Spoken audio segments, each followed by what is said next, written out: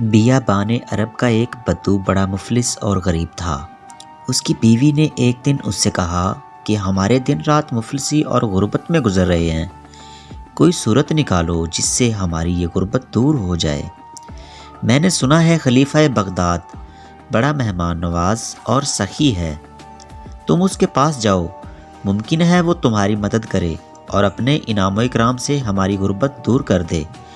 شوہر نے کہا، ٹھیک ہے، لیکن خالی ہاتھ جانا بھی اچھا نہیں۔ میرا خیال ہے کہ اپنی جھیل سے ایک صراحی پانی کی بھر کر خلیفہ بغداد کے لیے تحفہ لے جاؤں۔ وہ پانی سے بھری ہوئی صراحی پا کر بڑا خوش ہوگا، چونکہ عرب صحرا میں پانی کی بڑی قلت ہوتی ہے اور تھوڑا سا پانی بھی وہاں گراں قدر نعمت سمجھا جاتا ہے، اس لیے بدو نے پانی سے بھری ہوئی صراحی کو بہت ہی عظیم تحفہ سمجھا، اور دوسرے دن وہ پانی سے بھری صراحی سر پر اٹھا کر بغداد کو چل پڑا اور یہی سوچتا گیا کہ خلیفہ اتنا زیادہ پانی دیکھ کر بڑا خوش ہوگا۔ مہینہ بھر کی مسافت کے بعد بغداد جا پہنچا۔ دربار میں حاضر ہونے کے لیے جب شاہی محل کے دروازے پر پہنچا تو نقیبوں نے پوچھا، خلیفہ سے تمہارا کیا کام ہے؟ وہ بولا، میں اپنے محبوب خلیفہ کے لیے ایک عظیم تحفہ پانی سے بھری ہوئی صراحی لایا ہوں۔ اتنا پانی پا کر خلیفہ خوش ہوگا اور میری محنت ٹھکانے لگے گی۔ خلیفہ کو جب پتہ چلا کہ کوئی بدو میرے لیے بڑی عقیدت کے ساتھ دور سے پانی لایا ہے تو درباریوں کو حکم دیا کہ اسے نہایت اعزاز کے ساتھ دربار میں لایا جائے۔ چنانچہ درباریوں نے بڑے اعزاز و اکرام سے اسے دربار میں لا کر خلیفہ کے سامنے پیش کر دیا۔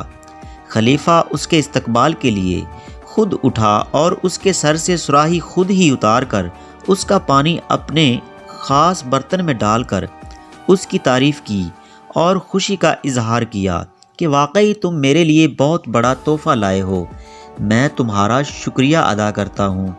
پھر درباریوں کو حکم دیا کہ اس کی صراحی کو اشرفیوں سے بھر کر اور خاص خلت عطا کر کے اسے واپس کرو۔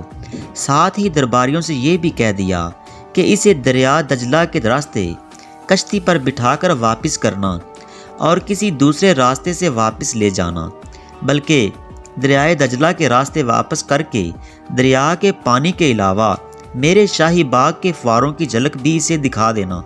چنانچہ اس بدو کی صراحی اشرفیوں سے بھر دی گئی اور خلت خاص بھی عطا کی گئی۔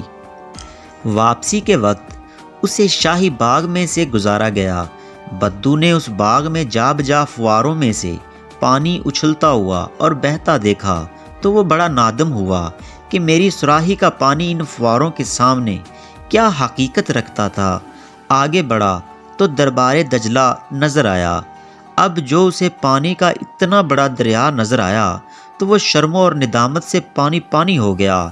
سوچنے لگا کہ میں نے یہ کیا کیا کہ صراحی بھر پانی کو خلیفہ کے لیے ایک نایاب چیز سمجھتا رہا اور یہ گمان کیا کہ خلیفہ نے اتنا پانی شاید ہی کبھی پایا ہو۔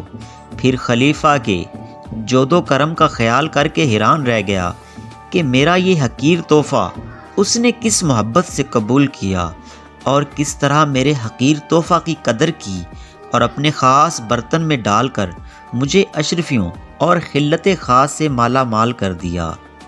تو دوستو، اس حکایت سے ہمیں کیا سبق ملتا ہے؟ ہماری نمازیں اور عبادت بدو کی پانی بھری صراحی کی طرح ہے، جسے ہم یہ سمجھ لیتے ہیں کہ ہم نے نماز پڑھ کر اور کچھ وقت اللہ اللہ کر کے بڑا کمال کر دیا ہے۔ ہماری یہ عبادت اللہ کے حضور پہنچے گی تو وہ فرمائے گا، میرے بندے نے ایک نایاب چیز حاضر کی ہے۔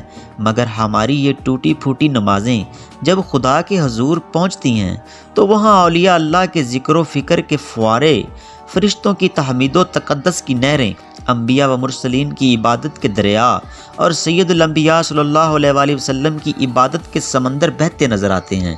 باوجود اس کے خدا تعالیٰ اتنا بڑا کریم ہے کہ ہماری ان ٹوٹی پھوٹی نمازوں کو قبول فرما کر فرماتا ہے اور پھر ہماری جھولیاں اپنی رحمت کی اشرفیوں سے بھر کر ہمیں نوازتا ہے۔ تو دوستو، آج کی ویڈیو یہیں تک تھی۔ دوستو اگر آپ کو ہماری ویڈیوز اچھی لگ رہی ہیں تو پلیز ہمارے چینل کو سبسکرائب کر لیجئے تاکہ ہم آپ کے لیے ایسی ہی اچھی ویڈیوز لاتے رہیں۔